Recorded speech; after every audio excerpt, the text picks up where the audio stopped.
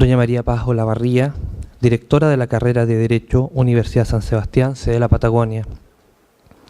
Doña María Soledad Santana Cardemil, presidenta subrogante de la Asociación Regional de Magistrados de Puerto Montt.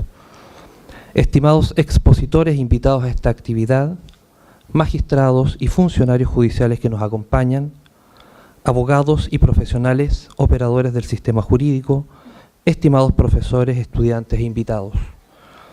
Tengan todos ustedes muy buenas tardes. Es un honor saludarlos y darles la bienvenida a esta importante actividad académica denominada Octava Jornada de Derecho del Trabajo, análisis de los aspectos fundamentales del derecho del trabajo en la actualidad, que organiza la Asociación Regional de Magistrados, la Corporación de Asistencia Judicial del Biobío, en conjunto con la carrera de Derecho de la Universidad San Sebastián, sede de la Patagonia, y que cuenta con el patrocinio de la Ilustrísima Corte de Apelaciones de Puerto Montt y el Colegio de Abogados de esta ciudad. Al inicio de la actividad, para darles la bienvenida, se dirigirá a ustedes, en primer lugar, la directora de la carrera de Derecho en esta sede, doña María Paz Olavarría Pérez, a quien solicitamos pasar este podio.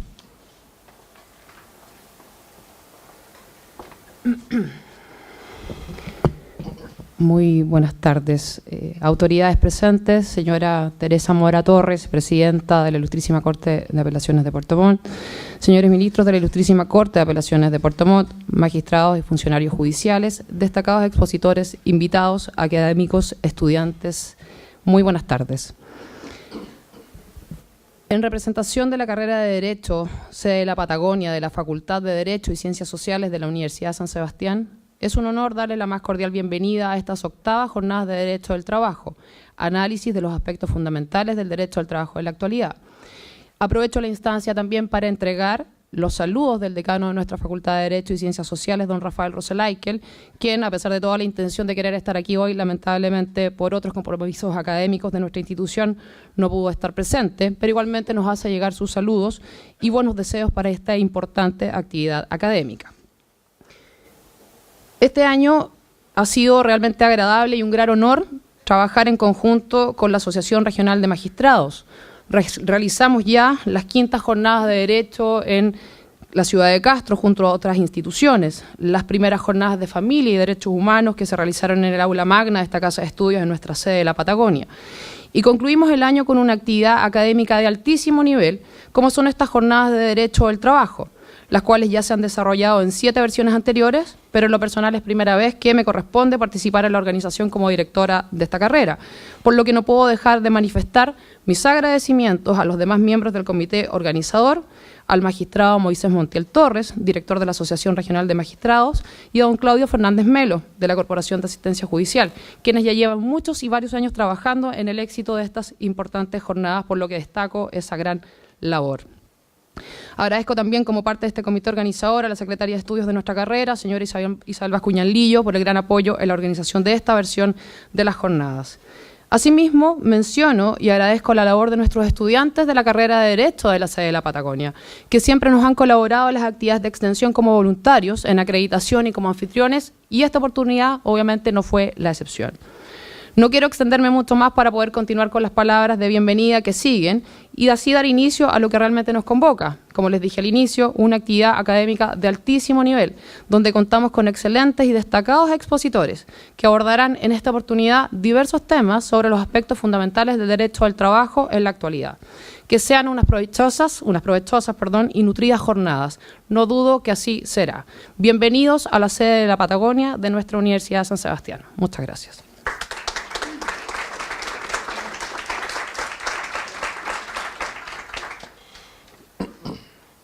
Bien. Invitamos entonces al presidente, a la presidenta subrogante de la Asociación Regional de Magistrados de Puerto Montt, doña María Soledad Santana Cardemil, quien dirigirá unas breves palabras de bienvenida.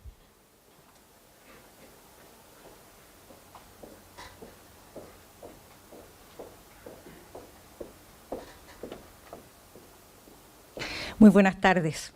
Bienvenidas a estas octavas jornadas de Derecho del Trabajo, organizadas por la Asociación Regional de Magistrados, la Universidad San Sebastián y la Corporación de Asistencia Judicial, y con el patrocinio del Colegio de Abogados y la Ilustrísima Corte de Apelaciones de esta ciudad. En esta ceremonia inaugural agradecemos especialmente la presencia de la señora presidenta subrogante de la Corte de Apelaciones de Puerto Montt, la señora Teresa Mora Torres, de las autoridades y ministros presentes, jueces, abogados, estudiantes y a toda la comunidad jurídica que hoy se hace presente en esta instancia de conocimiento.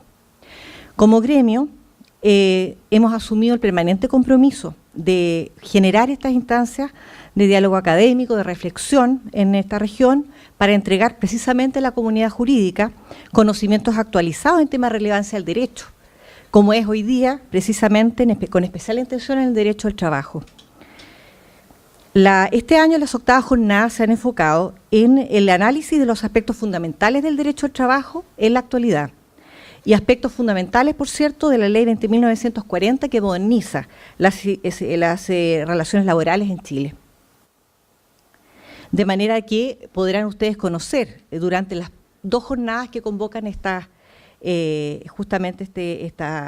actividad, conocimientos que les permitirán discutir en torno a estas materias, pudiendo entregar entonces herramientas actualizadas a aquellos que asistan. Y contribuirán, por cierto, no me cabe duda, a un mejor desarrollo de sus labores.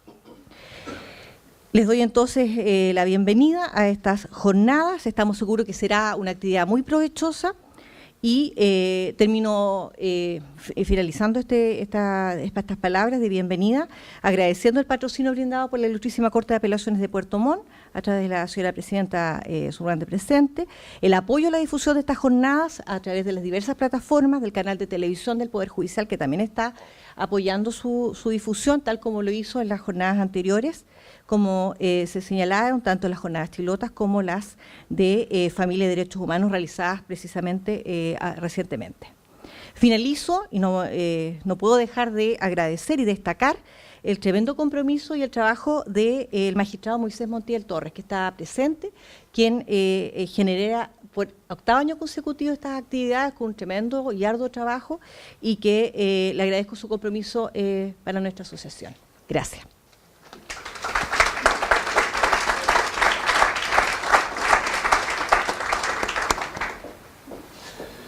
Bien, en representación de la Corporación de Asistencia Judicial de la Región del Biobío, invitamos a don Claudio Fernández Melo para unas palabras de bienvenida.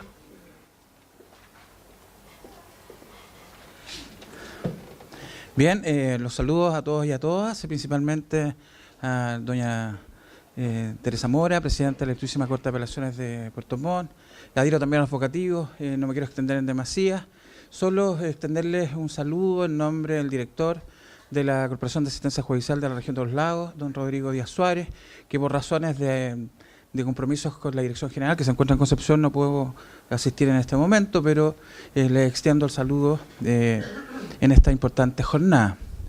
Y en lo relevante, quisiera, bueno, no puedo sino también hacer un poco de historia respecto a estas octavas jornadas, que ya tenemos 7 versiones anteriores. Y principalmente como Corporación de Asistencia Judicial, y voy a hablar en nombre de lo que me corresponde como jefe de estudio de la Oficina de Defensa Laboral, un poco hacer alusión a lo que fue el origen de la idea original, ¿no es cierto?, de generar esta jornada, y que principalmente era extender el conocimiento de esta disciplina, ¿no es cierto?, en esta parte del país que desde, por lo menos, lo que implica la historia, no se habían realizado. Hoy día lo podemos ver como un gran aporte, porque precisamente los profesionales, los docentes, los principales exponentes hoy día del derecho al trabajo nos van a acompañar, como siempre nos han acompañado, y cada vez que los hemos invitado, cordialmente han asistido.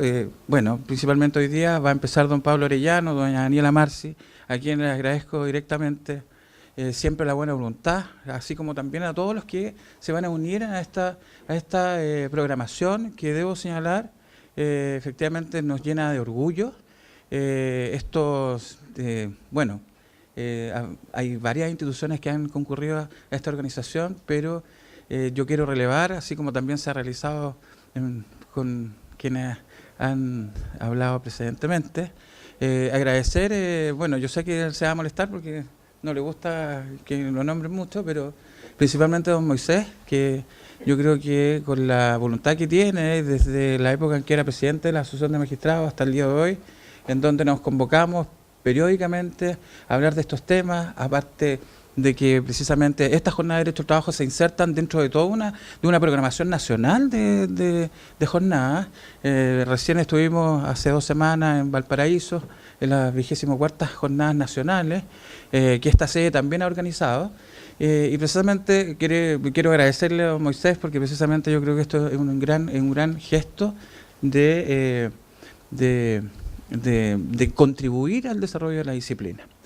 Bueno, no me quiero extender más, yo solo quiero dejar a quien corresponda, más adelante a quienes van a exponer, solo señalar de que efectivamente el orgullo es inmenso para la Corporación de Asistencia Judicial, con nuestro apoyo, que es mínimo, pero que evidentemente sabemos que va a significar de que estas jornadas, así como han sido las anteriores, van a ser todo un éxito. Muchas gracias.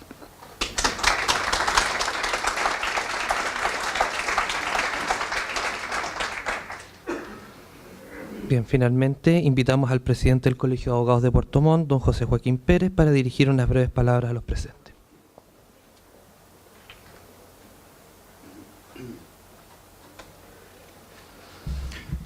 Buenas tardes, señora presidenta de la Altísima Corte, doña Teresa Mora, magistrados.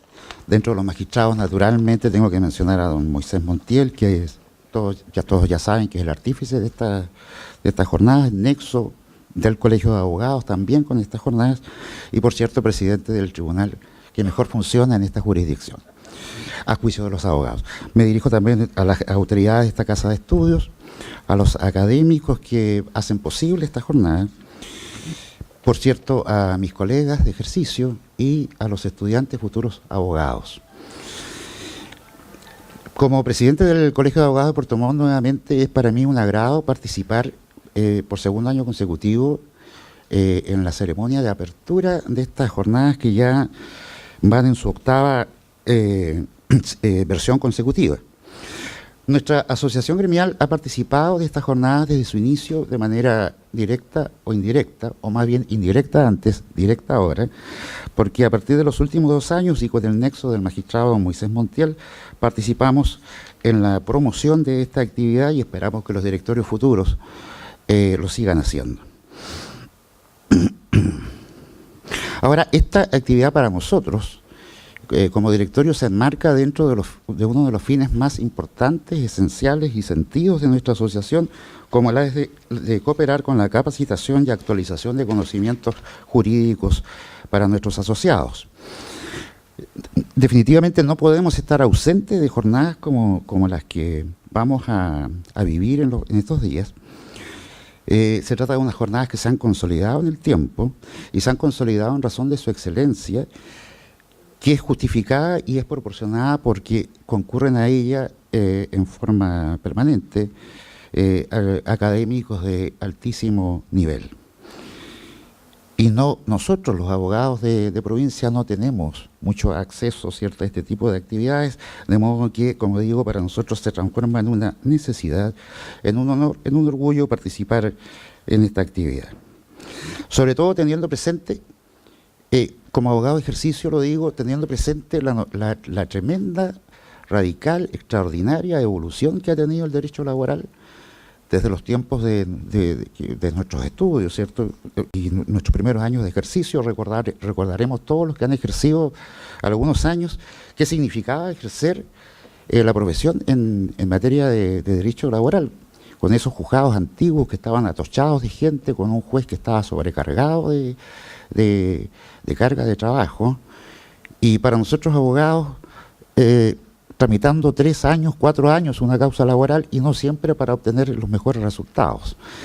Es increíble, ¿cierto?, todo lo que ha pasado en estos años, la tremenda evolución que ha existido, y se ha justificado no solo porque se han dictado leyes, no solo porque ha habido una evolución, no solo porque hay resoluciones de los tribunales que hoy día interpretan la ley de cierta manera, sino porque hay instituciones nuevas, ¿cierto?, hay procedimientos que se han innovado, pero detrás de todo ello está la doctrina nacional, representada por académicos como los que van a impartir esta actividad.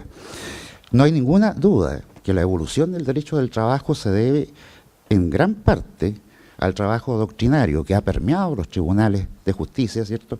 Es impensable para para nosotros, o era impensable para nosotros conocer instituciones como la tutela de derechos fundamentales, el autodespido, la procedencia del daño moral en materia de relación laboral, y hoy día más reciente incluso la transmisibilidad de la acción de daño moral en accidentes del trabajo. Y todas esas materias partieron a nivel doctrinario, a través de profesionales del derecho, a los que debemos tener este profundo respeto y agradecimiento, que como son los que van a impartir, como digo, esta actividad. Solamente no puedo olvidarme, es cierto que estoy como presidente del Colegio de Abogados, yo sé que hay muchos egresados acá y estudiantes de Derecho, entonces tengo que invitarlos formalmente a que se reciban pronto. Seguramente va a ocurrir, porque si están acá son todos interesados en la ciencia del derecho, que se reciban pronto, juren, y cuando lo hagan ingresen al Colegio de Abogados de Puerto Montt o de sus respectivas zonas, ¿cierto?, para participar de algo que es muy importante, que es la amistad gremial, que es muy necesaria entre los abogados de ejercicio, y por cierto para participar de actividades que normalmente nuestra asociación propone. Eso es todo, muchas gracias, que tengamos unas exitosas jornadas.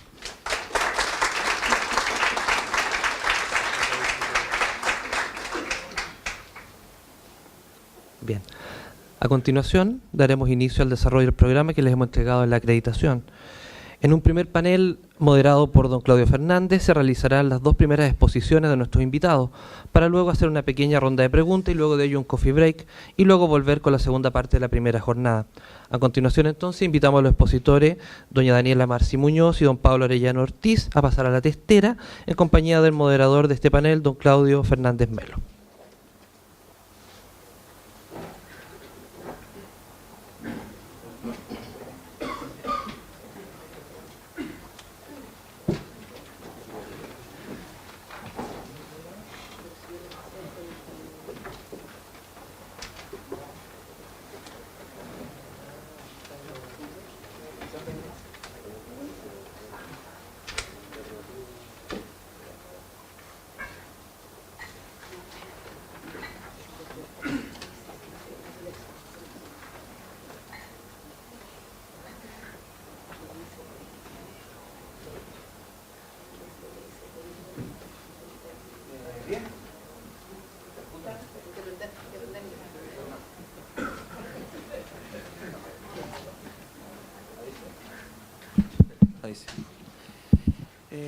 Bien, damos inicio a la primera mesa de exposiciones.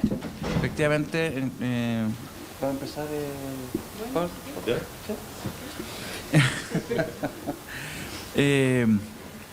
Va a exponer en primer lugar don Pablo Arellano Ortiz. El tema, él me ha hecho algunas advertencias previas, pero que efectivamente el tema es directrices de la Organización Internacional del Trabajo en servicios mínimos y huelga. Debo señalar también, don Pablo, ¿cierto?, es abogado de la Universidad de Concepción y al mismo tiempo, ¿no es cierto?, doctor en Derecho en Francia, ¿ya?, y actual profesor de Derecho al Trabajo y Seguridad Social en la Pontificia Universidad Católica de Valparaíso. Ya, perfecto.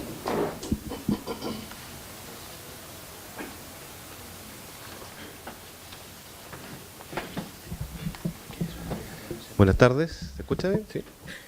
Ya, primero que nada agradecer a Moisés, Claudio, al Colegio de Abogados, a todos los vocativos, los voy a repetir, por la invitación. Es un agrado poder participar de nuevo en la jornada. Me ha tocado venir en algunas de las versiones anteriores y siempre es un agrado participar, y ahora me tocó la difícil tarea de comenzar.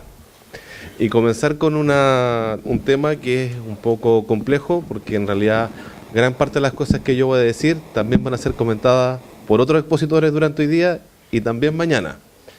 Entonces me toca abrir los fuegos sobre este tema, y en realidad porque la expresión de Claudio al decir de que le hice algunos alcances, es que en realidad hablar sobre los planteamientos de la OIT hoy día, por lo menos a título personal, como que no tiene mucho interés, porque en realidad tenemos como candente cuál es la regulación chilena, más allá de saber qué es lo que dice la OIT sobre los derechos mínimos y la huelga.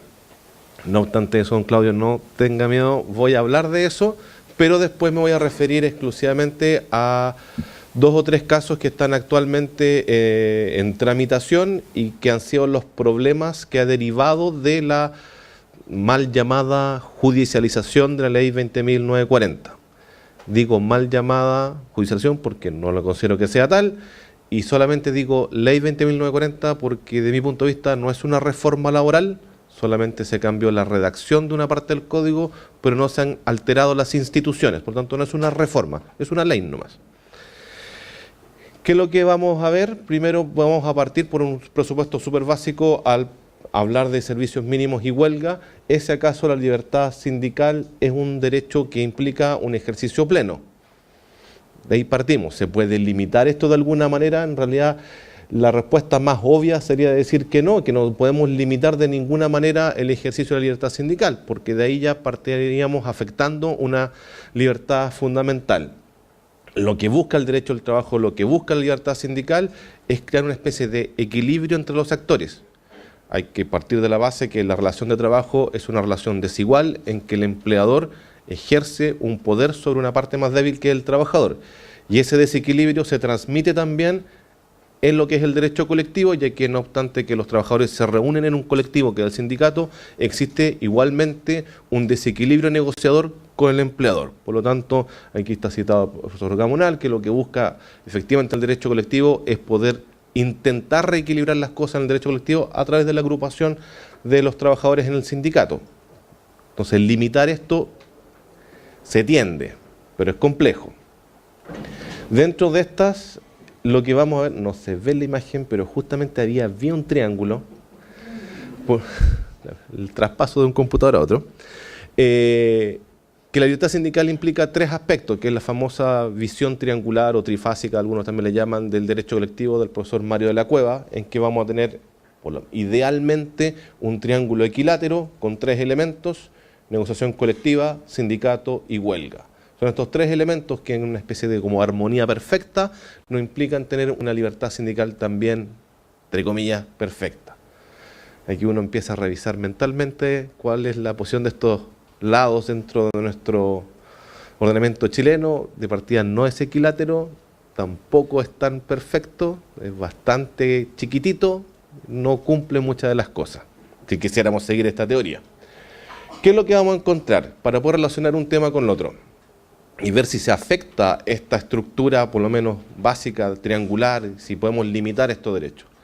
Que obviamente vamos a tener que la huelga, aquí tenemos a Homero. ¿Se acuerdan del caso de Homero Simpson y el plan dental para Lisa? ¿Ustedes creen que Homero hubiese logrado el plan dental para Lisa si no se hubieran ido a huelga? Es algo súper básico.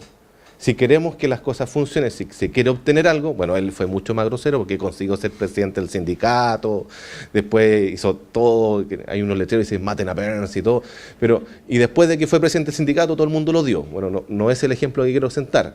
Lo que me interesa es una huelga sin paralización de la producción, no es huelga. O sea, si queremos que sea efectiva, tiene que efectivamente afectar la producción. Pero la pregunta que nos queda, y a propósito de los servicios mínimos, es, no obstante eso, ¿yo puedo limitar la huelga sin afectarla en su esencia? Porque para allá va la pregunta de poder relacionar servicios mínimos, huelga, y si afecto a la huelga, afecto a la libertad sindical, este famoso triángulo. Es ese como el tema que es lo que voy a tratar de desarrollar.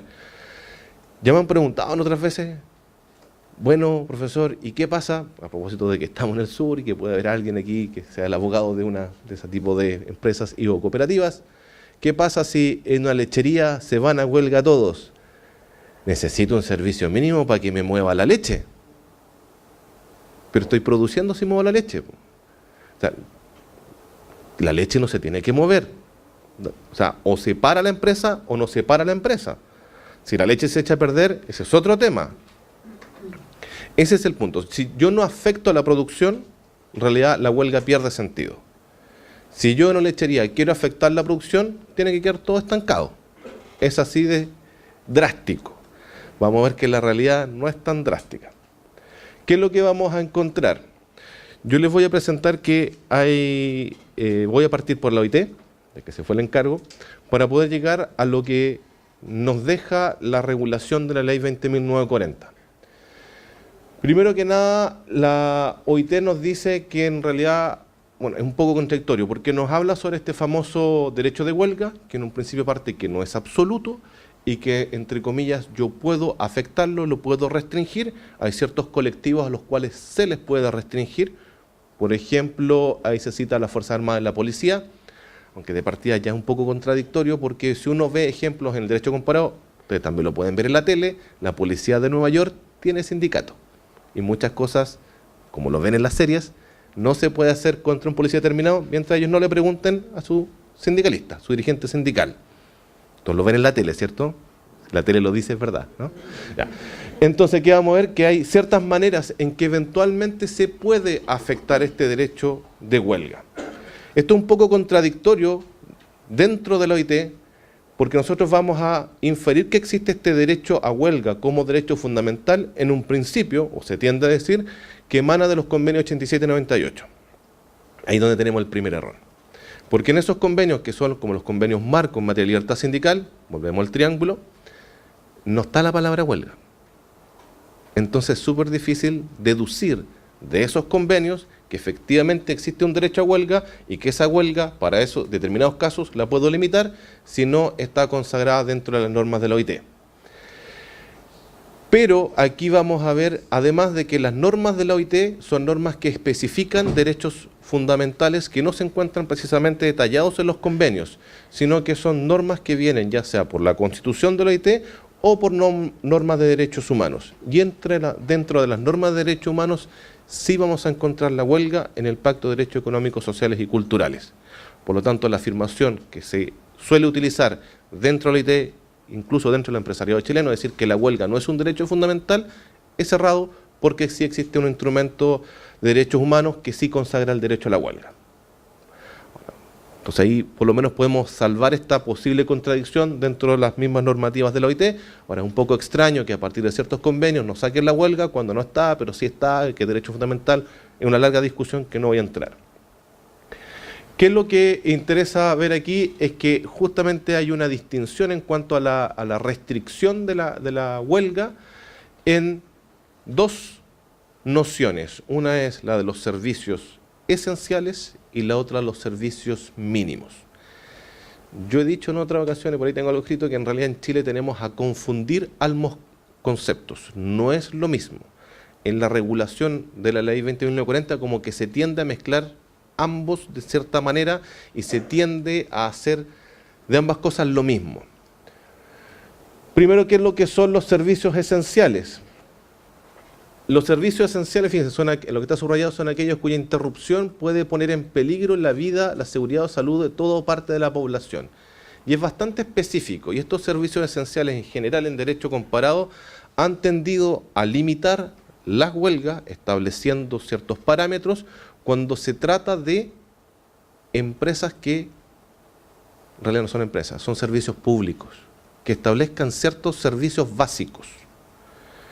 Es así como en muchos países del mundo sí existe negociación colectiva del sector público, y en esos casos el sector público negocia colectivamente mediante un procedimiento articulado en la ley y ellos se pueden ir a huelga, no hay ningún problema, pero el servicio público continúa funcionando.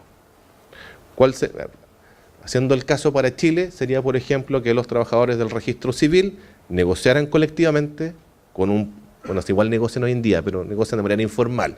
Ahora es que la ley establezca un mecanismo y establezca un instrumento, etcétera, específico para el servicio público y que se van a huelga, pero el registro civil continúa funcionando. En estos casos, particularmente este ejemplo, no se estaría afectando la libertad sindical propiamente tal, de hecho se estaría regulando la libertad sindical de los funcionarios públicos y se estaría protegiendo otro bien jurídico que sería el funcionamiento del Estado. Hay ciertas cosas que llaman la atención. Hay un caso muy reciente, no sé si han visto en la tele o en las redes sociales, que ha producido gran alteración en Colombia, que es que los pilotos de Avianca se fueron a huelga, lo que provocó que gran cantidad de vuelos sean cancelados o reprogramados. Entonces aquí viene justamente la pregunta, en ese caso, ¿una aerolínea es un servicio esencial para estos efectos? Si vamos de nuevo a la definición, en realidad se estima que no. hay ciertos criterios que ha establecido ya sea la Comisión de Expertos en aplicación de convenios de recomendaciones o el Comité de Libertad Sindical, que por ejemplo ese tipo de transporte, servicios de transporte, incluido el transporte aéreo, no es un servicio esencial. Cosa distinta sería que los trabajadores de tráfico aéreo se fuesen a huelga, porque ahí chocan los aviones, ¿ya? Pero no los pilotos.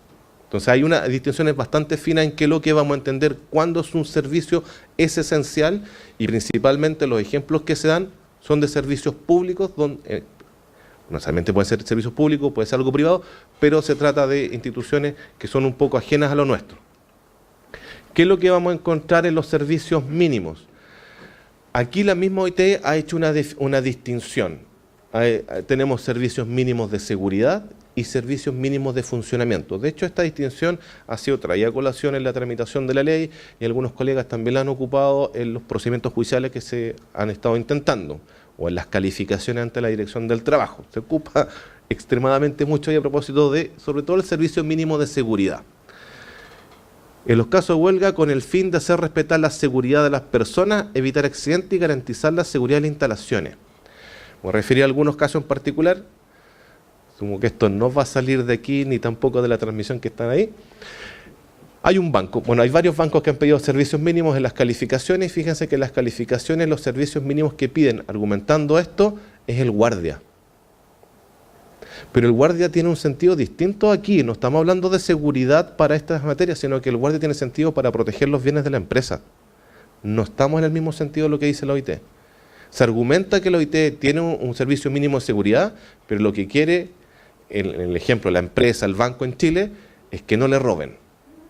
No es lo mismo. Además es un poco extraño porque casi todos los guardias son subcontratados. Entonces vamos a tener un servicio mínimo forzado de una empresa ajena a la empresa que está viendo la calificación. Es como extraño. ¿Qué más vamos a entender? Este servicio mínimo de funcionamiento. Fíjense sobre todo los supuestos de esto, porque esto es lo que más produce contradicción con la normativa chilena. Aquellos cuya interrupción puede poner en peligro la vida, seguridad o la salud de la persona en toda parte de la población. En toda parte de la población, vida, seguridad, salud. Que más que nada es como hacerlo símil al servicio esencial. Entonces, estamos hablando de servicios bastante restrictivos. ¿Qué podría ser, por ejemplo, aquí? Que es lo que nosotros teníamos y seguimos teniendo, una empresa sanitaria, una empresa eléctrica. Eventualmente que si se corta ese servicio va a producir una alteración importante. Aquellos servicios no esenciales en sentido estricto, en que las huelgas de una cierta extensión y duración puedan provocar una situación de cierta crisis nacional aguda.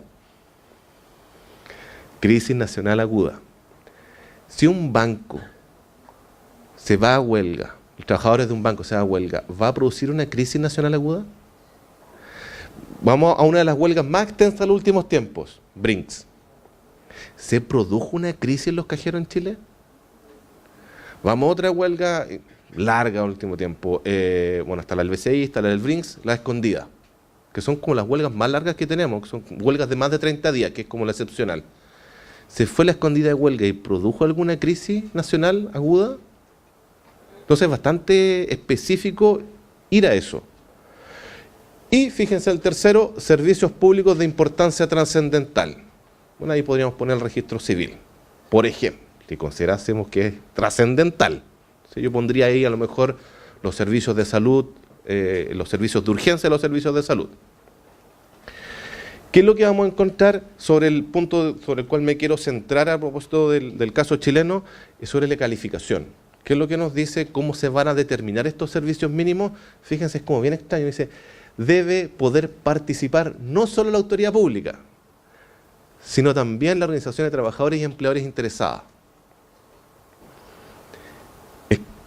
Y en Chile, ¿cómo se hace? Ya voy a llegar a eso, pero ¿cómo se hace en Chile? No, la calificación es como bien extraña. Es por libertad contractual. Las partes se ponen de acuerdo. Lo que prima es la voluntad. Pero yo les dije al principio que se trata de una relación desigual, en que por más que haya sindicato, igual los sindicatos están en una relación de poder inferior al empleador. Entonces, como extraño. Y aquí lo que nos piden es que todos nos sentemos en la mesa a conversar. Dejémoslo ahí un poco. ¿Y qué es lo que nos dice además? Que lo que tiende que hacer esto es garantizar el alcance de los servicios mínimos, no tenga, fíjense esto, no tenga como resultado que la huelga sea inoperante en la práctica por su escaso impacto. Eso es lo que ha dicho la OIT. Y aquí, bueno, la polémica del momento. Servicios mínimos calificados por las partes. ¿Qué es lo que sucede en este caso si son calificados por las partes? Que es la premisa básica de la regulación de la 20.940, en ese caso la Dirección del Trabajo tiene que registrar el acuerdo. Estamos en el supuesto más básico en que la empresa se pone de acuerdo con todos los sindicatos. Si no, no hay acuerdo y tiene que pedir la calificación a la Dirección Regional. Pero si están todos de acuerdo, se registra. ¿Cuál es el problema que se ha visto en el último tiempo? Se acuerda 30% de servicios mínimos, se acuerda 50% de servicios mínimos. ¿Esa huelga paraliza la producción? Ahí tenemos un problema. Entonces aquí ya tenemos un problema. Lo que nos dice la OIT es que el servicio mínimo no debe ser un obstáculo para el desarrollo de la huelga, para el desarrollo de la libertad sindical. Y en Chile lo que estamos teniendo hoy en día con la 20.940 es que el resultado de lo que quedó, después de varios pasos por el TC, es que efectivamente ahora el Estado, la Dirección del Trabajo, está avalando una huelga disminuida, una huelga sin efecto. Ahí tenemos un problema. Lo que yo creo que debiese hacer el Estado a través de la ADT es que la ADT cuando hace notar que existe alguna práctica que afecte la libertad sindical, ¿qué es lo que tiene que hacer? En otro departamento, presenta una denuncia por práctica antisindical al tribunal laboral correspondiente. ¿Por qué no lo hace aquí? Es extraño. Porque se está constatando 50% de servicio mínimo, casi impuesto. No vamos a decir que si llegan 5 sindicatos contra el empleador, capaz que le ofrezcan, no. Mira, si ese 50% es tanta plata más en bonos que eventualmente vamos a firmar en un contrato, pero nadie se lo asegura. Entonces, claramente hay una afectación a la libertad sindical de ese sindicato. Lo que debes hacer es, claro, se registra, porque no se puede hacer otra cosa, lo que dice la 20.940, pero se pasa al departamento correspondiente, denuncia. Eso no se está haciendo. Entonces ya aquí, si hay algún dirigente sindical, eso podría dar lugar a alguna reclamación o eventual queja ante la OIT, porque estaríamos incumpliendo, por lo menos, el Estado en lo que es la protección de la libertad sindical. Vámonos a lo que quedó y a ver si vamos en línea de acuerdo a estos parámetros de la OIT. ¿Qué es lo que se establece como huelga? La huelga en realidad está consagrada en 345 y hay una serie de reglas vías extrañas porque no es exactamente lo mismo que teníamos antes, donde aquí hay algunos riesgos con la posible judicialización, pero no en sentido peyorativo, sino que en realidad por el hecho de que esto se interprete de una manera distinta en tribunales. Primero se establece la huelga como un derecho de los trabajadores y existe una prohibición de reemplazo, clara prohibición de reemplazo. Y en este caso, en esta prohibición de reemplazo,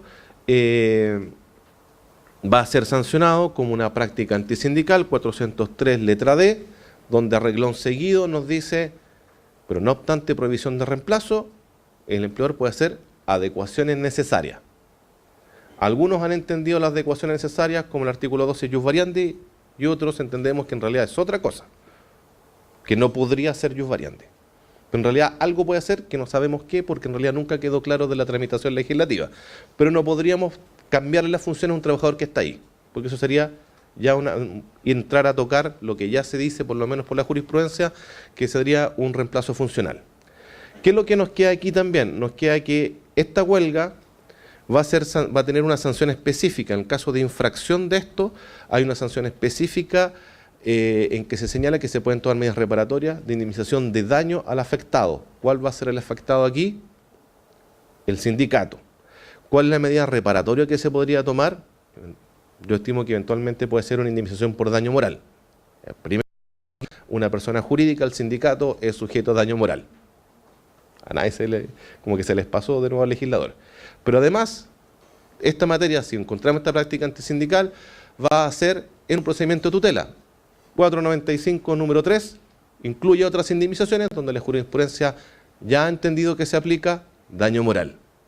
O sea, si tenemos este problema, vamos a encontrar de que haber dos normas que son compatibles, porque no hay nada que diga que no se pueden aplicar, en que hay dos posibilidades de daño moral para el sindicato. Yo creo sinceramente que si antes estaban dando, no sé, pongamos 10 en daño moral por el 495, ahora van a dar los mismos 10, solamente 5 en un lado y 5 en el otro lado. Yo creo que eso va a ser el criterio. Pero por lo menos se va a sentar de que sí se puede dar daño moral a una persona jurídica. Si tenemos esta huelga, ¿qué es lo que nos queda determinar? ¿Cómo la vamos a restringir? La restricción de esto, bueno, ya tenemos claro que la idea del reemplazo queda en el aire, ¿cierto? O sea, ya tenemos una restricción ahí. ¿Qué es lo que vamos a encontrar respecto a los servicios mínimos y equipos de emergencia? Vamos a ver que aquí se van a regular servicios mínimos el 359, 360 y después, una vez que tenemos servicios mínimos y tenemos una huelga, tenemos la posibilidad de el equipo de emergencia en el 361, cosa que no voy a ver. Solamente vamos a restringir a lo que es el servicio mínimo, para ver si el supuesto coincide con lo IT y hacia dónde vamos. La calificación, como les dije, la hacen las partes, no obstante, si no se ponen de acuerdo, en una segunda etapa, la va a hacer la Dirección del Trabajo regional y luego la nacional. Volver sobre eso porque es justamente el punto hoy en día. Y esto se cuestiona porque en realidad la única instancia, y es lo que donde voy a profundizar, es que la ley dejó solo una instancia administrativa de calificación y no habría otra. Eventualmente, ¿cómo se podría eso solucionar? Bueno, se trata de un acto administrativo, recurso de protección, contra el acto del director nacional. ¿Qué acto? Tiene que ser ilegal o arbitrario, ilegal no va a ser porque está facultado para ello, arbitrario, súper discutible, ahí está. Pero eso no es lo que se ha estado haciendo. ¿Cuál es nuestro supuesto que tenemos el 359? Fíjense, sin afectar el derecho a huelga en su esencia. Súper discutible cuando tenemos un servicio mínimo 50%. Lo que nos interesa es establecer un servicio mínimo estrictamente necesario para proteger bienes corporales e instalaciones de la empresa para prevenir accidentes. La OIT nos dice que yo voy a resguardar los bienes. Aquí estamos yendo a un supuesto totalmente distinto, bajo el concepto de que el empleador lo que le interesa es que no le toquen sus cosas de su propiedad. Estamos yendo más allá de lo que nos dice la OIT. Así como garantizar la prestación de servicios de utilidad pública, la atención de necesidades básicas de la población, incluida la relación con la vida, seguridad o salud de personas y garantizar prevención de daños ambientales o sanitarios. Ahí ya no, la última frase ya como que nos fuimos ya, daños ambientales. Pero el otro es una mezcla, si se encuentra es una mezcla real entre lo que nos dice la OIT, entre el servicio esencial y el servicio mínimo. Mezcla los servicios públicos con actividades totalmente privadas, donde hay una preferencia, por lo menos da a entender, hacia que se proteja lo que es del empleador. O sea, que no es exactamente el mismo sentido de las frases que señala la OIT. Entonces aquí la confusión es grande. Se trata de servicios esenciales como servicios mínimos, pero resulta que nuestros servicios esenciales en Chile, donde he ahí el sentido de esta contradicción, son privados. Porque resulta que el agua, la luz, el transporte público, en realidad no es transporte público, el Transantiago es súper privado, todo es privado en Chile. Ese es nuestro gran dilema con respecto a esta mezcla de cómo mezclamos. Pero más allá de eso es que estamos mezclando peras con manzanas. No estamos estableciendo servicios mínimos, estamos yendo más allá del servicio mínimo en la regulación. ¿Qué es lo que vamos a ver y dónde está el gran punto hoy día de discusión, o por lo menos el punto de vista del abogado litigante? Es que la calificación de esto, claro, la va a hacer en forma exclusiva las partes y luego de las partes pasamos a una etapa administrativa y la etapa administrativa puede que a la empresa no le guste. Bueno, puede que también no le guste al sindicato, pero en realidad principalmente no le gusta a la empresa. Y que lo que es la frase que molesta aquí es que solo será reclamable ante el director nacional. Esa frase implica que no hay ningún otro procedimiento. Bueno, ya les di una alternativa que sería el recurso de protección. ¿Podemos recurrir a tribunales? Los tribunales laborales son competentes para revisar la calificación hecha por un órgano administrativo. Les voy a dar un ejemplo. En el caso de accidentes del trabajo, la calificación de una enfermedad profesional o de un accidente del trabajo es de exclusiva competencia del órgano administrativo, la CONPIN. No obstante que la CONPIN puede revisar después, pero si una enfermedad no es calificada como laboral, el tribunal laboral no está autorizado para revertir esa calificación. Después ustedes van a decir, no, pero es que yo he entrado y he obtenido indemnizaciones sin la calificación. Pero ese es otro tema. Estamos hablando de que una vez que ya existe una calificación administrativa, el Tribunal Laboral no la puede cambiar. Ahí está el tema. ¿Puede hacerse esa reclamación o no? Esa frase implica que no existe ningún otro recurso nunca más, nada, nadie, nunca, nada, ni tribunal ni ninguna otra cosa. Ese es el punto de discusión hoy en día. ¿Qué es lo que vamos a ver? Le voy a dar varios ejemplos de las cosas extrañas que se han dado con esto. Caso de Merval en la quinta región, no hubo acuerdo. Creo que son 4 sindicatos y de esos solo 3 firmaron el servicio mínimo. Por lo tanto, no hay acuerdo. Pero la empresa que hizo, pasó igual esto a la DT. Y la DT regional que hizo, registro, no registro, cosas raras. Lo llamó a una audiencia de conciliación. Nada que ver. Y en la audiencia de conciliación, la abogada de este sindicato díscolo, llamémoslo díscolo, en realidad no lo encuentro que sea tan díscolo, le dijo, oye, pero si aquí no, y veremos en la próxima negociación colectiva. Y ahí se les ocurrió a los genios que en realidad la calificación procede en cualquier momento después, si da lo mismo. Puede que ahora no lo tenga la calificación de común acuerdo o etcétera, pero después la puede hacer en cualquier otra instancia. Y en la resolución del acta ponen eso. Extraño, ¿cierto? Ahí como que ya partimos mal, como que la DT no está sabiendo qué hacer mucho. Pero vámonos a los casos judiciales. En los casos judiciales, este es de un colegio en Santiago. ¿Por qué es importante? Porque en realidad casi todas las reclamaciones que se han hecho contra la reclamación judicial, que se han hecho contra la calificación del director nacional, se han hecho vía procedimiento monitorio. Vamos a discutir después si es monitorio o no es monitorio. Y sistemáticamente todos los jueces que han recibido eso se han dicho, ese muerto no lo cargo yo, incompetente. Ni siquiera han declarado la admisibilidad, excepto esta. En esta sí se admite la tramitación y se van a la audiencia de monitorio. Esto al principio era agosto y después quedó para el 2 de septiembre. Se cita incluso a Cristian Melis a la audiencia como testigo. No sé, como si vamos a pedir, pidámoslo todo. Después, entre medio, porque imagino que el 18 iba, no se podían concentrar, se suspendió el procedimiento, después se devolvió, se citó de nueva audiencia.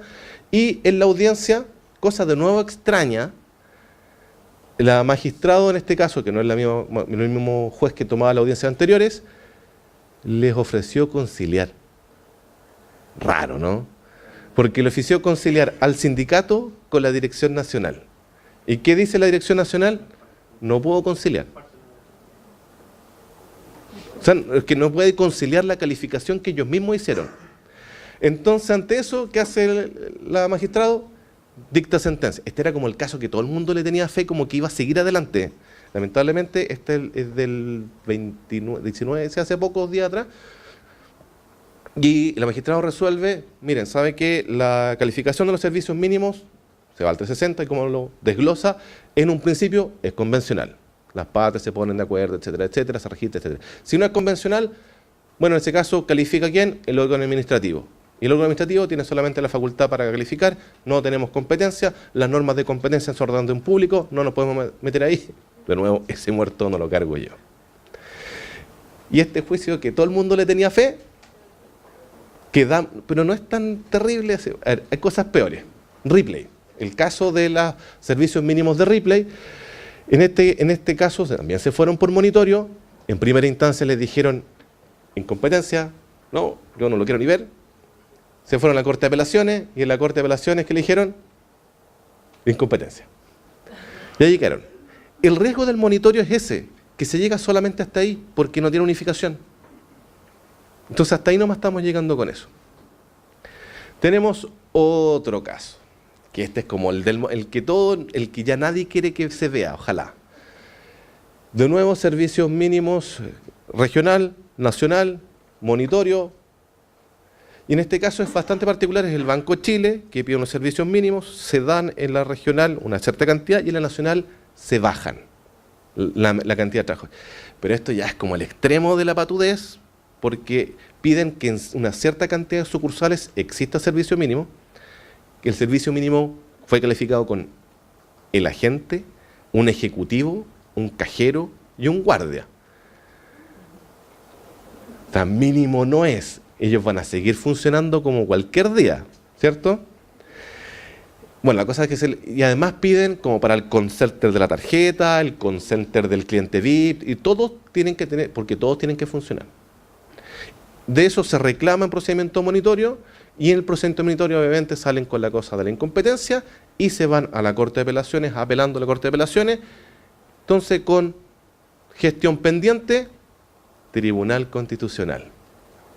La frasecita del solo reclamable a es inconstitucional, por vulneración de la Constitución en varios tratados, pero son los derechos vulnerados, ahí lo pueden ver, ahí está la norma, ya vamos a ver. Esto se recibió, se pasó a ver admisibilidad y en la hora del 29:30 se declaró la admisibilidad del requerimiento. Y aquí se nos abren unas cajas de Pandoras horribles. ¿Es inconstitucional? Porque si es inconstitucional, es solo reclamable a una instancia administrativa, eso quiere decir que la norma de la COMPIN también. Y ahí ya o sea, horrible. Yo personalmente creo que es sano que ciertas materias se discutan en tribunales. No veo el problema. Pero es súper complejo que estas materias, con lo que todos podemos señalar sobre el Tribunal Constitucional, vuelvan a verse en el Tribunal Constitucional, porque vamos a tener justamente el problema de que esto se va a lo mejor alterar nuevamente la definición que tenemos de libertad sindical y de huelga. ¿Qué es lo que se pretende por parte del gobierno? Que esto se declare tal como está. De hecho, la intención en la tramitación de esto era que no fuese reclamable ante tribunales, como la COMPIN eventualmente. ¿Por qué? Porque si esto es reclamable ante tribunales, eventualmente hay otra norma que se incorporó, que el juez del trabajo puede suspender la negociación colectiva. Entonces puede ser peor el resultado. Si hacemos una calificación, la calificación, hay algunos abogados que son medio mañosos procesalmente hablando y que pueden estirar el chicle eternamente con puras nulidades entre medio, ¿cierto? Entonces, ¿qué pasa si se hace eso y además pedimos que se suspenda la negociación? ¿Qué vamos a tener? O sea, si no se está afectando la huelga ahí, no sé. Entonces esto es súper complejo porque ahora el tribunal se va a tener que pronunciar sobre esta parte y no sabemos hacia dónde va a ir. ¿Se va a mantener la idea de que solamente es administrativo o vamos a judicial? El gran punto de inflexión, más allá de esa frase, es el 504. Yo creo que la interpretación del 504 puede ser un poco errada hasta ahora. A lo mejor nadie se ha visto la sutileza. El 504 dice: en los casos en que virtud del código, estamos bien, estamos en el código, u otro cuerpo legal establezca reclamación judicial en contra de resoluciones pronunciadas por la ADT, distintas de multa o que se pronuncie, nos vamos al monitorio. ¿El código dijo que se puede pronunciar en contra de resolución que califica el servicio mínimo? Entonces no es procedimiento monitorio, es ordinario. Ahí tenemos un problema.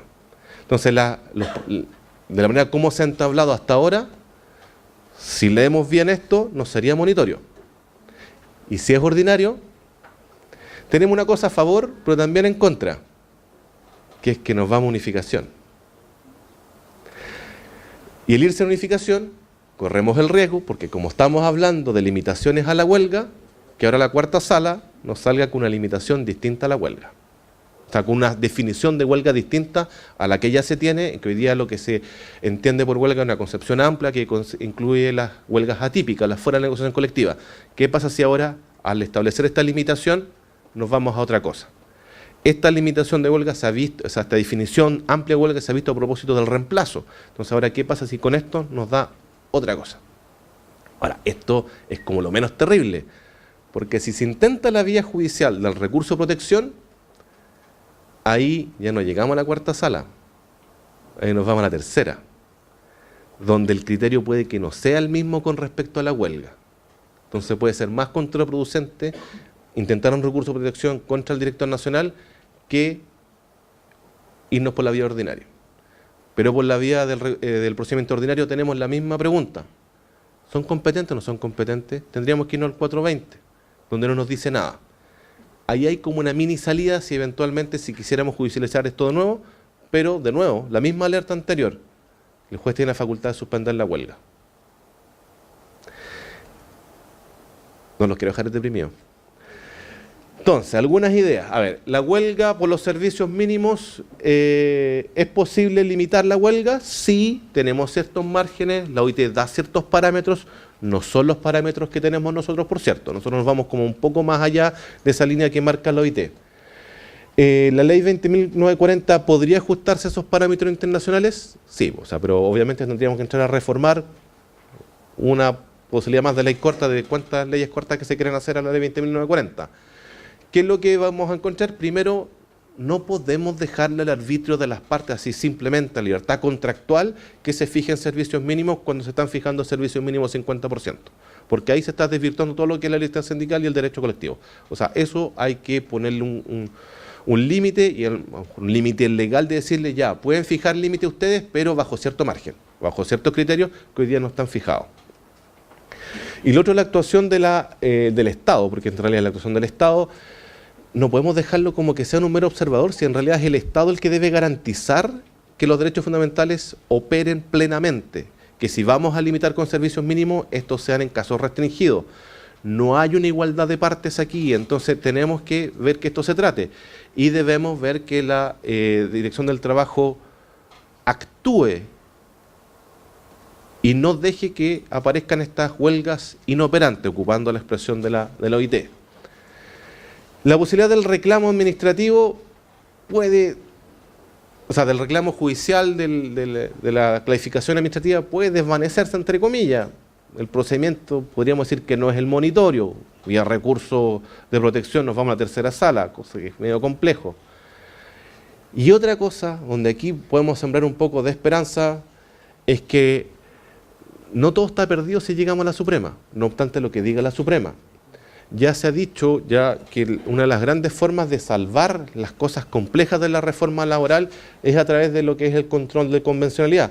Si no hace el control de convencionalidad por el derecho interno, por las vías internas, entonces vámonos a las instancias externas, o sea, vámonos a la Corte de San José de Costa Rica, donde también encontramos la huelga de los instrumentos de la OEA sobre derechos humanos.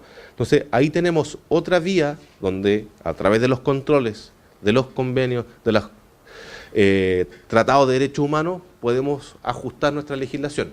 Obviamente eso va a tomar tiempo, esto no va a ser algo inmediato y va a requerir paciencia. Y por ahora, lo único que queda claro es que esta es una larga teleserie, que claramente el fin lo han ido alargando, porque no sabemos cómo va a terminar. Muchas gracias.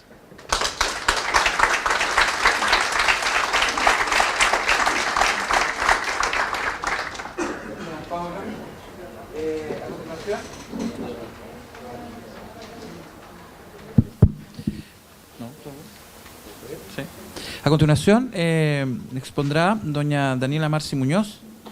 El tema es Género y Sindicato, una estrategia de acción.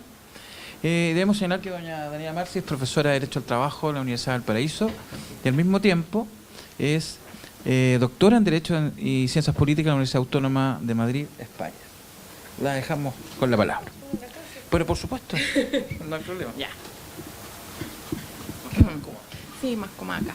Buenas tardes. Muchas gracias por la invitación. Siempre es un agrado venir a esta jornada. Esperemos que esta vez sea igual de agradable que todas las otras visitas. ¿Sí? Una cosa que le demos al magistrado Montiel, a Claudia. Así que muchas gracias. Bueno, este tema de género y sindicato es como la periferia de la reforma. Realmente no le interesa, no es una demanda que viniera del mundo sindical, fue una cosa que surgió con el proyecto que venía con una norma a propósito de la comisión negociadora en que imponía la presencia de una mujer en las comisiones negociadoras, que fue muy crítica, pero como decía, no es que viniera ni de una reivindicación del feminismo ni del movimiento sindical, sino que simplemente apareció. No parecía una norma muy adecuada porque incorporar en el momento de la negociación a una mujer porque es mujer sin que tuviera una trayectoria como dirigente, hubiera participado en la preparación de ese proyecto, no se entendía bien a dónde se apuntaba y sin embargo en la tramitación la norma de cuotas creció y se modificó un poco. Me parece importante hacer una distinción entre género y feminismo, porque a veces usamos esos términos como si fueran sinónimos y son cosas distintas, pero que yo he llegado a la conclusión que ambas pueden ser muy enriquecedoras para el sindicato si es que tenemos la apertura para entender de qué se tratan cada una de ellas. El feminismo es una doctrina, es una acción política que desde mi punto de vista tiene mucho que aportar al sindicalismo por varias razones. Primero, porque es anticapitalista, surge de esa manera, y esto por una razón bien interesante, que es el trabajo como lo conocemos en este poco más de un siglo que se viene desarrollando, es el que provoca la mayor sumisión de la mujer como sujeto específico, porque las formas de trabajo previas al capitalismo tenían un sometimiento general de la mujer, los niños, los animales, los hombres a algún poder feudal o de ese tipo, pero es el capitalismo el que nos separa entre hombre, espacio público, trabajo, ciudadanía, ese trabajo dividido entre hombres y mujeres, que es el que nosotros estudiamos, el que lleva a la mujer a una posición particular de sometimiento al hombre, porque se le adjudica al ámbito privado, al trabajo que no tiene valor económico, porque la mujer pasa a ser la del trabajo reproductivo y lamentablemente, y esto lo postula la economía feminista, es absurdo que en el PIB de un país no esté calculado lo que aporta la mujer, porque también por una cuestión que la podemos discutir, es criticable, está asignada a la tarea de cuidados, pero son esos cuidados los que llevan y le permiten al hombre salir a ese trabajo productivo y que tiene un valor económico, tiene un valor social, y le permite ejercer esta ciudadanía que también solemos estudiar. Eso está muy separado y es una, digamos, una derivación social y cultural de esta forma de trabajo capitalista.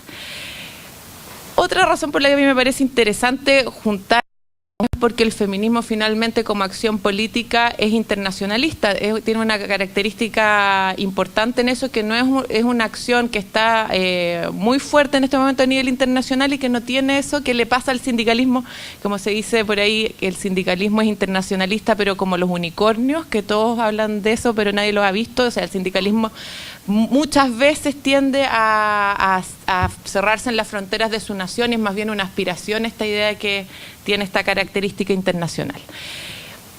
Por otra parte, el género tiene que ver con los estereotipos también, pero la perspectiva de género, que es de lo que se habla ahora a propósito de políticas públicas, es una categoría de análisis que sirve para cualquier tipo de materia, por supuesto que no solo al mundo del trabajo, pero cualquier política pública en su diseño, en su aplicación, puede ser analizada desde la perspectiva de género. Voy a poner un ejemplo que no sea laboral para que vean que esto es una forma de interpretar la realidad que apunta a determinar cuáles son las desigualdades entre ser hombre y ser mujer ante una determinada institución. Por ejemplo, en materia de salud, se ha detectado que en los exámenes de VIH no se le pide a las mujeres casadas, porque se aplica con el prejuicio de que la mujer casada no es la víctima. Y eso provoca una desigualdad de género. Ahora, esta perspectiva de análisis la vamos a aplicar en la reforma laboral para ver qué nos permite reflexionar al hilo de eso. Bueno, voy a partir con el objeto de la negociación colectiva. El artículo 306 ustedes habrán visto que creció.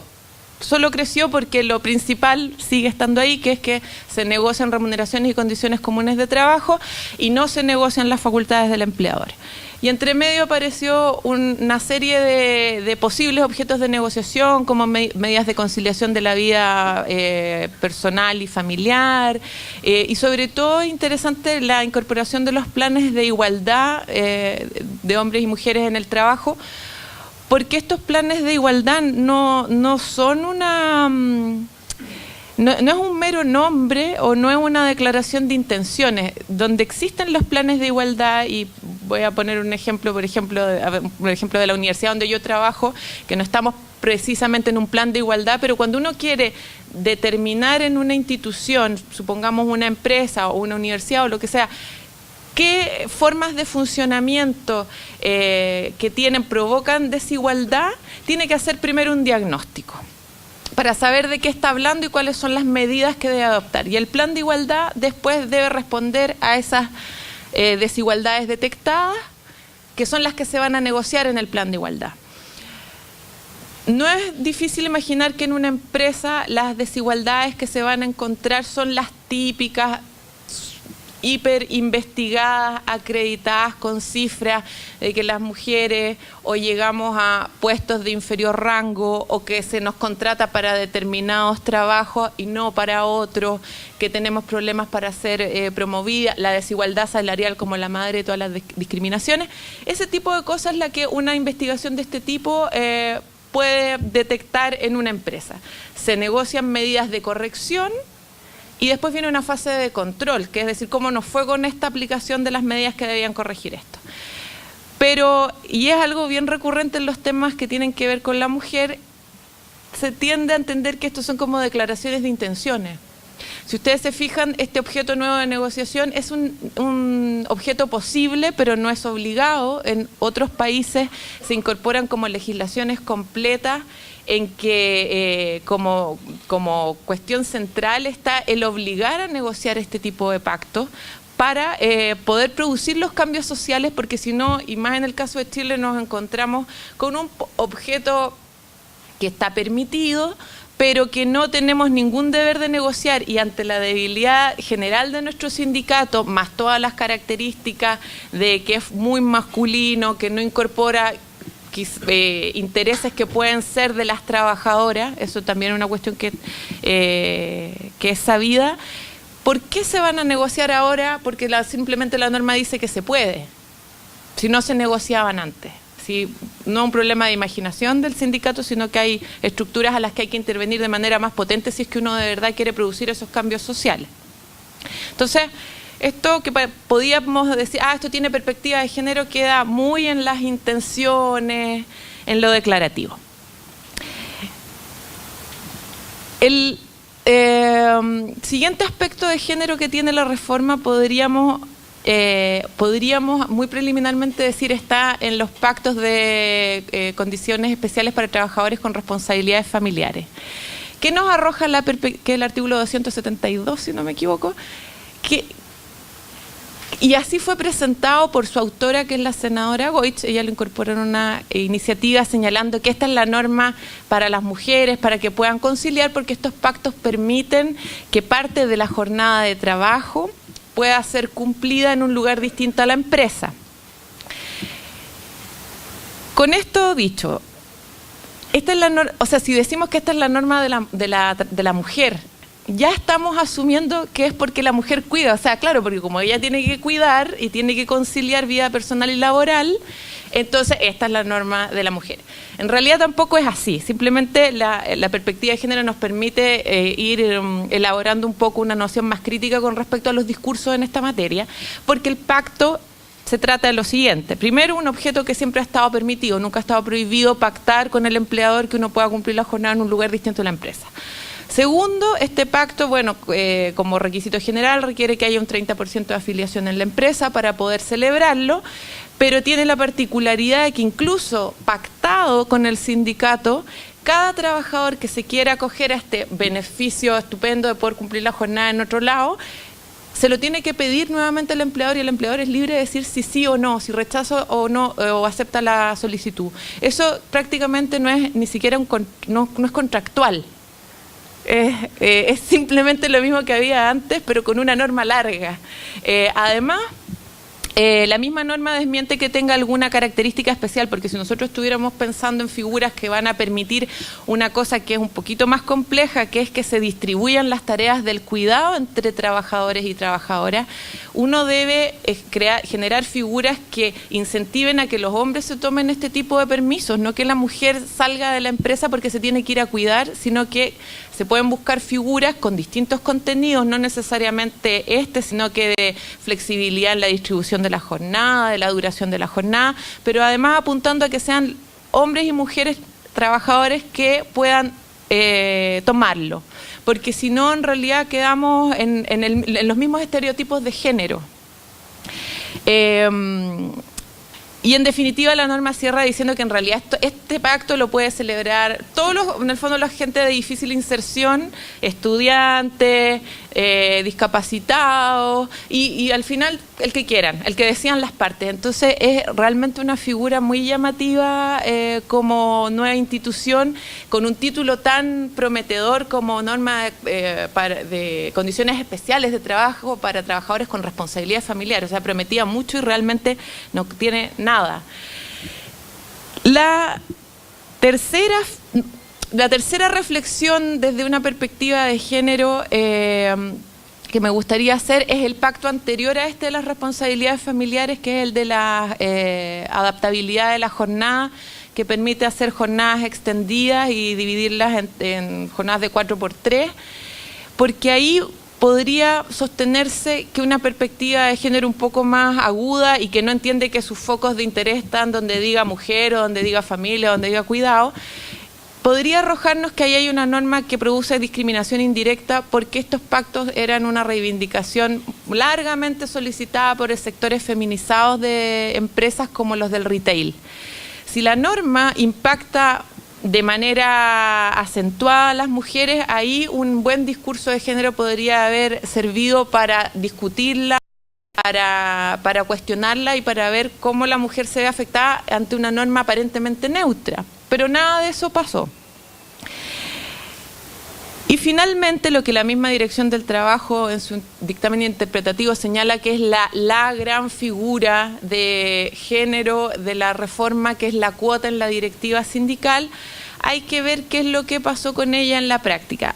A mí la experiencia que yo tengo, que entretenida en todo caso, es la única vez que me ha pasado de estar, sobre todo en auditorios donde hay dirigentes sindicales, que la mitad de la audiencia se indigna. O sea, es una norma sumamente resistida por el movimiento sindical, lo consideran una intromisión a una cuestión que era propia de su autonomía,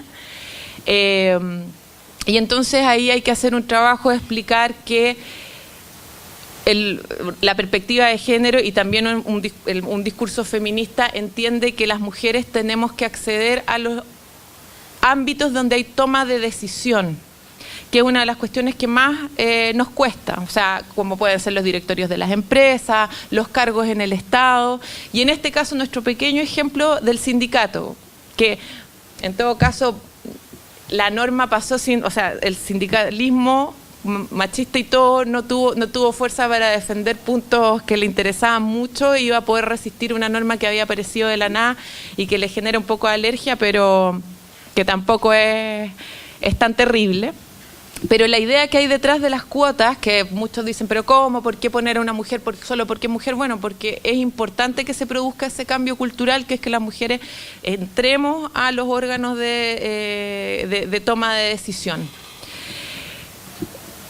Algo parecido había sucedido antes con los partidos políticos, que son un órgano con el que se puede hacer un buen paralelo con respecto al sindicato, porque si bien los sindicatos están dentro del ámbito del trabajo y los partidos políticos son órganos de representación de intereses, pero ya netamente políticos, el sindicalismo por supuesto que está al lado del partido político, dependiendo del nivel donde lo tengamos y el tipo de acción, de estrategia que tenga y los intereses que se haya determinado.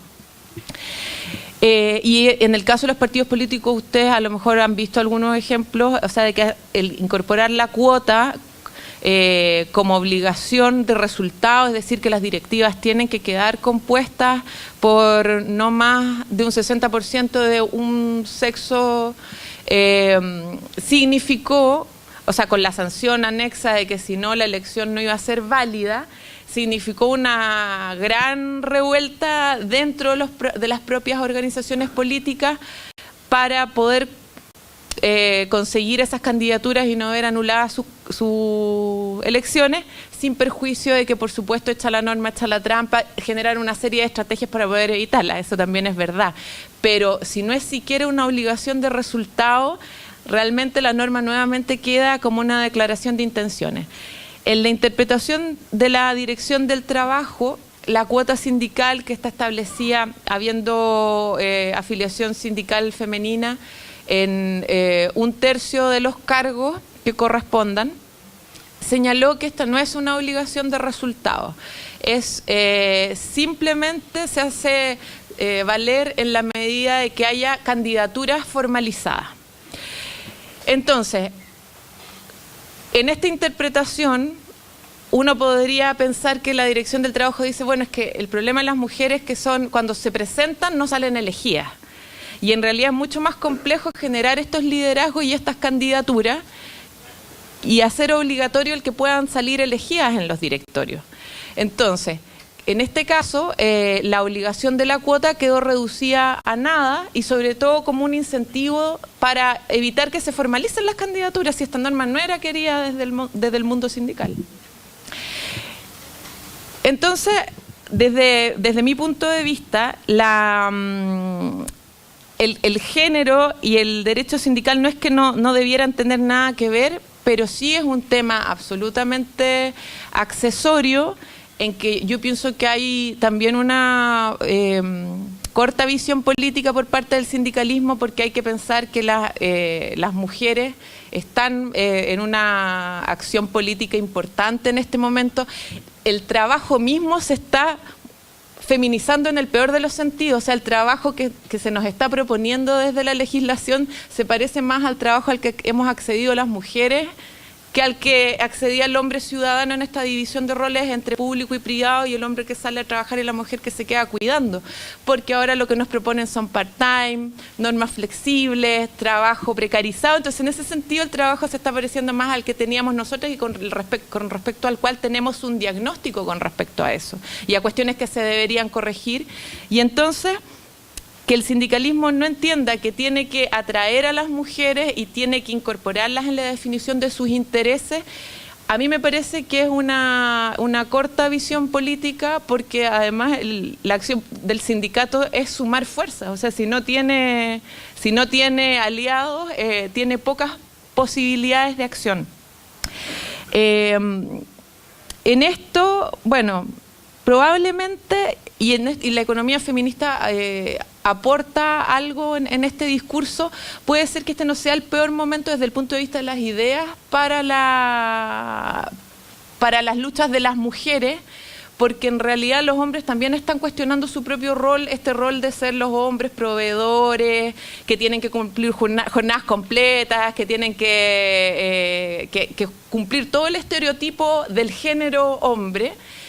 Y en realidad lo que postula la economía feminista es que deberíamos cambiar a ese ícono de lucha que es el obrero fabril de la fábrica que ya no existe, en la que están todos juntos, sino que a lo mejor pensar que tenemos que luchar desde la perspectiva de la migrante, trabajadora de casa particular, que tiene un contrato en malas condiciones, que no ejerce ningún control con respecto al poder que está ante ella, y sumar, digamos, estas reivindicaciones y contribuir a un discurso laboral un poco más potente y seguramente más actual a la realidad que tenemos hoy en día y a lo que además se ve en el futuro, que va a ser el derecho del trabajo. Esas eran las ideas que quería compartir con ustedes. Gracias.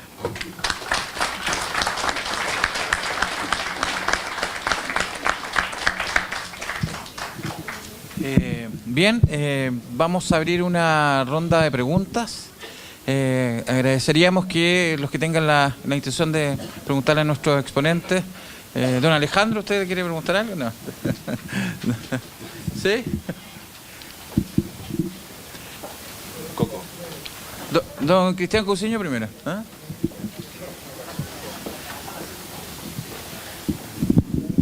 No se peleen. No se peleen.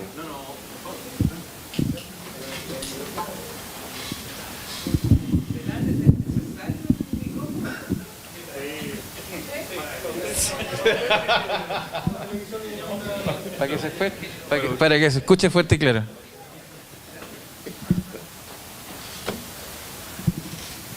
¿Para quién la pregunta? Para los dos en realidad.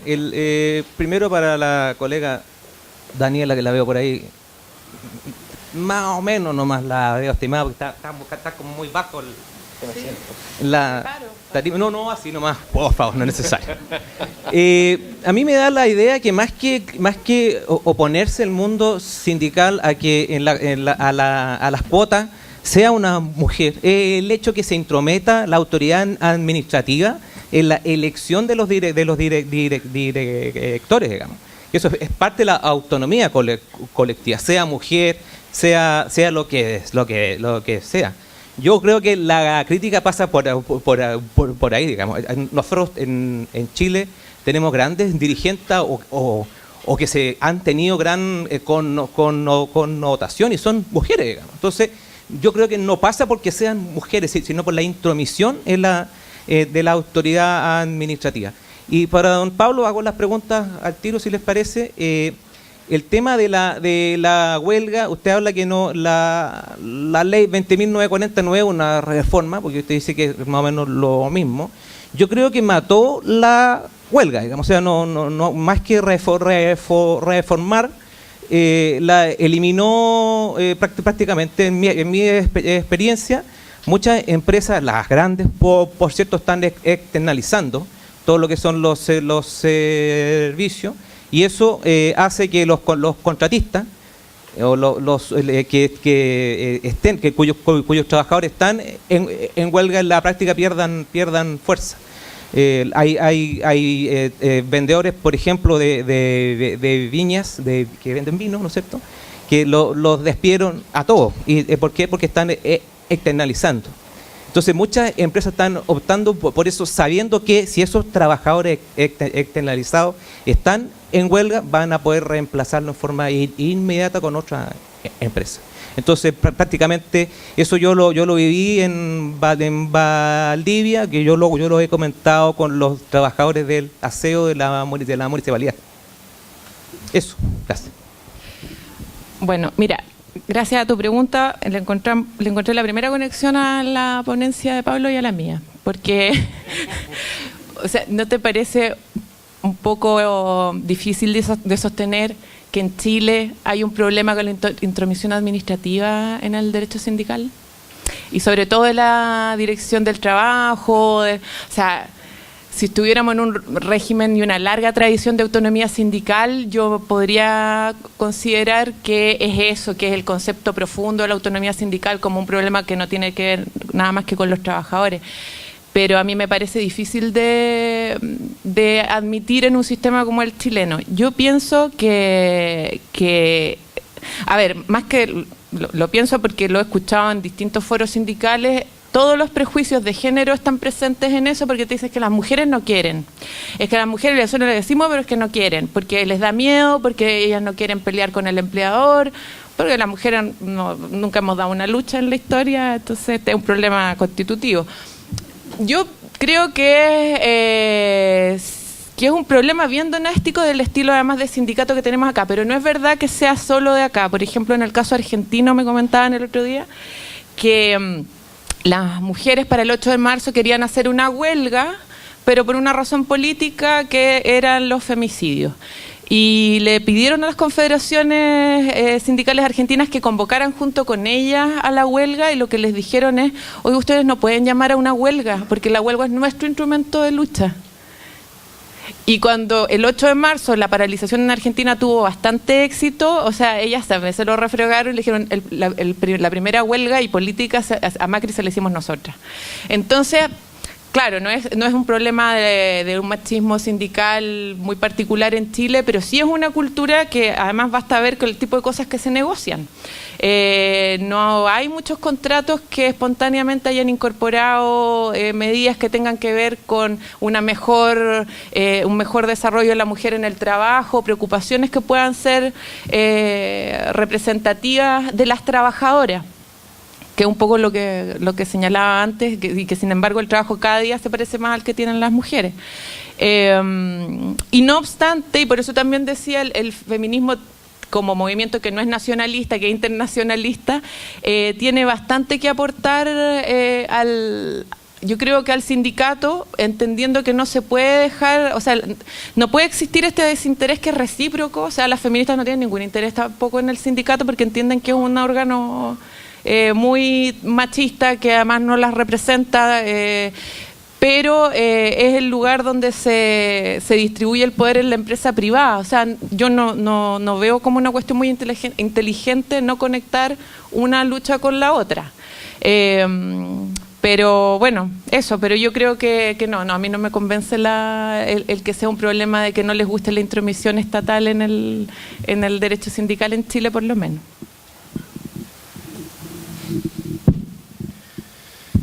Don Cristian,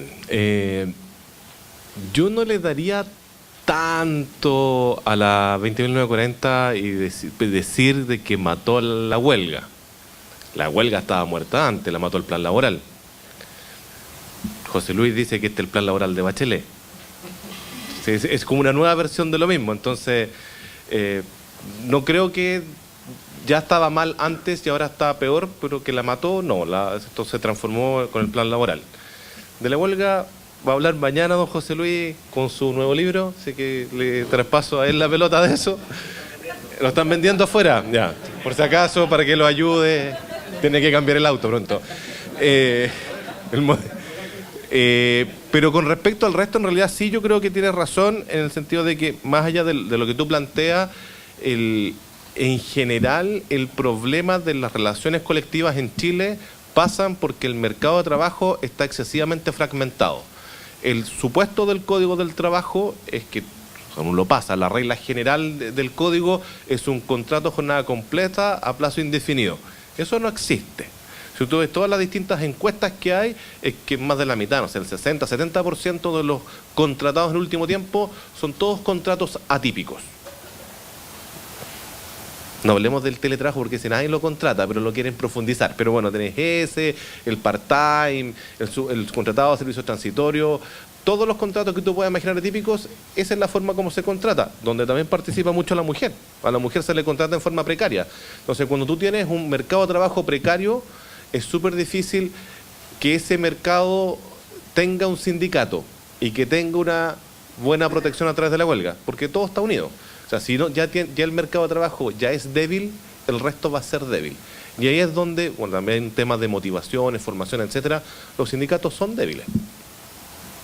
Está todo unido. O sea, si uno lograra rearticular ese mercado de trabajo y entender que las relaciones laborales son distintas, puede que todo se mejore de forma concatenada. ¿Más preguntas? Don Alejandro. Buenas tardes. Profesor Arellano, me quiero permitir un comentario y después una pregunta. Me llamó mucha atención lo que dijo respecto de que la Dirección del Trabajo no es un mero observador, o debería dejar de ser un mero observador. Y entiendo también, vinculado eso con el problema de la falta de acción para reclamar de la calificación de los servicios mínimos por parte del director nacional, o la eventual falta de acción, que es el problema que estamos a la espera. Sin embargo, me da la impresión, al menos lo que he visto en mi región, la vecina del norte, que las direcciones regionales muchas veces rechazan la calificación de servicios mínimos, aun cuando sean presentadas con el acuerdo de todos los sindicatos. Suele rechazarla con mayor frecuencia cuando es presentado solamente con algunos sindicatos y el empleador persiste en pedir la calificación. Pero he visto, me ha tocado verlo, que las direcciones regionales las rechazan cuando consideran que no cumplen con el estándar normativo o exceden del límite que debería ser. Pero comparto su apreciación, creo compartirla en el sentido de que obviamente esto está quedando entregado entonces a la mano del criterio político temporal contingente de esa Dirección del Trabajo. Y por lo tanto, no tener una acción judicial que nos permita controlar esa decisión política obviamente es un riesgo. Eso a modo de comentario. Pero la pregunta es a continuación, que me llamó mucho la atención, que es primera vez que se lo escucho. La posibilidad de que la Dirección del Trabajo denuncie como práctica antisindical la presentación de un servicio mínimo acordado entre empleador y todos sus sindicatos. Entiendo que esa es la figura, ¿cierto? Me llama la atención por dos razones. Primero, porque en general la vulneración de derechos fundamentales, como lo dice el mismo profesor Ugarte, es un delito de resultado. Y por lo tanto no va a haber vulneración de, o sea, no me imagino cómo puede haber una vulneración de derechos fundamentales si es que está sometido a la aprobación de la Dirección del Trabajo. El resultado se produciría solamente si la Dirección del Trabajo aprueba ese servicio mínimo. Si no se aprueba la calificación de servicio mínimo, nunca se va a producir la vulneración de derechos fundamentales. Entonces, ¿a quién tendría que denunciar la Inspección del Trabajo? a sí misma, al empleador, a los trabajadores. ¿Quién es el agente que vulnera ese derecho fundamental? Me parece súper interesante la posibilidad, pero me parece raro justamente por esto, digamos. ¿Y qué va a pasar ahí con vinculado con la pregunta de Cristian, la autotutela del sindicato? Si los sindicatos han concurrido, usando sus órganos de decisión colectiva, su asamblea, han concurrido a aprobar un servicio mínimo propuesto por el empleador, una de las manifestaciones esenciales de la libertad sindical colectiva es la autotutela. Y la Dirección de Trabajo, sí, puede rechazarla por considerar que no está, pero puede denunciar a ese sindicato por una práctica antisindical. Eso me parece aventurado y me parece súper interesante de discutirlo. Por favor. Ya, con respecto a lo primero, al comentario, sí, justamente es lo que se veía al principio, de que el hecho de tener que cada región calificar en forma previa iba a implicar criterios distintos. De hecho, era como un caso así de escuela, ver que en dos regiones, por ejemplo, puede ser Biobío, la Araucanía de los Ríos, que hay problemas con las forestales, y que las tres regiones se dieran criterios distintos. Es justamente ese el problema. Tengo entendido que se pusieron de acuerdo de alguna manera y que el funcionario nacional también, pero en la práctica eso no está sucediendo. Entonces, el caso que me dice que en realidad están rechazando, es como medio, no es la regla general. Y conectándolo con la segunda parte, en realidad la Dirección del Trabajo no es que apruebe, sino que una vez que constata que se cumplieron ciertos presupuestos, o sea, se concurren todas las personas y hay un acuerdo, basta y registra. No hay una aprobación previa de que si acaso tiene tantos o no. Si las partes se pusieron de acuerdo, la Dirección del Trabajo va a registrar. Y para mí es ese hecho, el hecho de registrar, donde está el problema. Porque no hay cosa más, por decir, vulneratoria de la libertad sindical que sea el propio Estado que no la salvaguarde. Entonces aquí es donde el sindicato, vuelvo a decirlo tal como lo dije antes, si el sindicato lo considerásemos en el mismo nivel, en sentido de igualdad que el empleador, aunque hayan 5 sindicatos, eso es ridículo. Los sindicatos no están en pie de igualdad con el empleador. Entonces el presupuesto de la ley es que sí están en pie de igualdad y por ende son autónomos. No.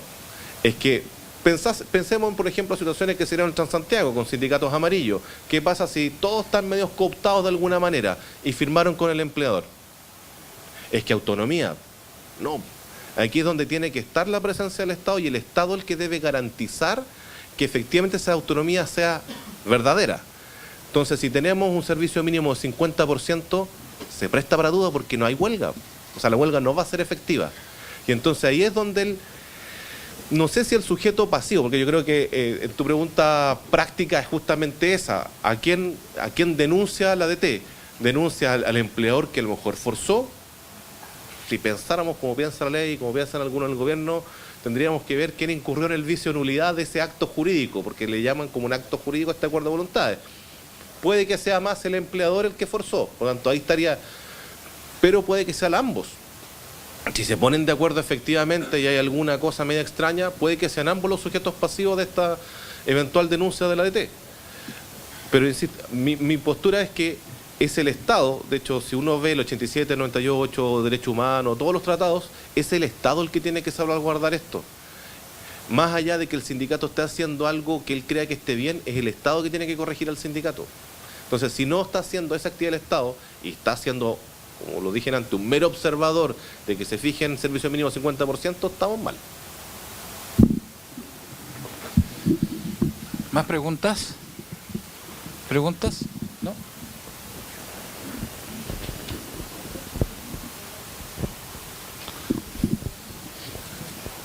En relación a lo que expuso don Pablo, hay un tema de tiempo. O sea, la calificación de los servicios mínimos, si se judicializa, se puede extender por un periodo que incluso podría superar el año y alterar automáticamente el proceso mismo de negociación colectiva, lo que incluye su desarrollo o eventual motivación, unidad sindical. Y lo otro, quería comentarle, yo creo que dice más relación con las grandes empresas, porque un sindicato de 50 o 100 personas es bien difícil que pueda llegar a definir un criterio por la vía de recurso de unificación. Es más que nada una herramienta de las grandes organizaciones sindicales y de las empresas fuertes. El tiempo, ojo, puede que sí, puede que no. Depende si se aplica por el juez la suspensión, porque si no, no hay ningún obstáculo en que se haga la negociación colectiva al mismo tiempo que se está calificando. El problema es que está el riesgo de que se le pida al juez que suspenda. Ahí, que es un gran riesgo y que es probable que se ocupe.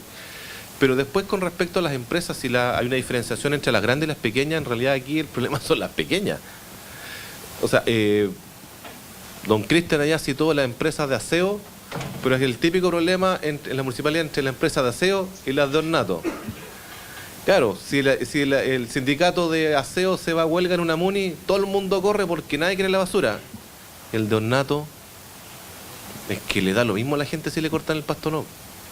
Entonces ahí es donde tenía el problema, porque mientras más chico el sindicato, estas cosas son más vulneradas.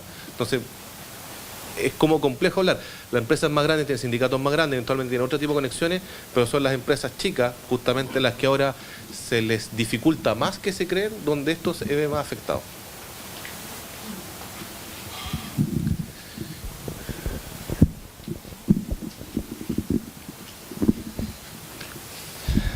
Bien, entonces,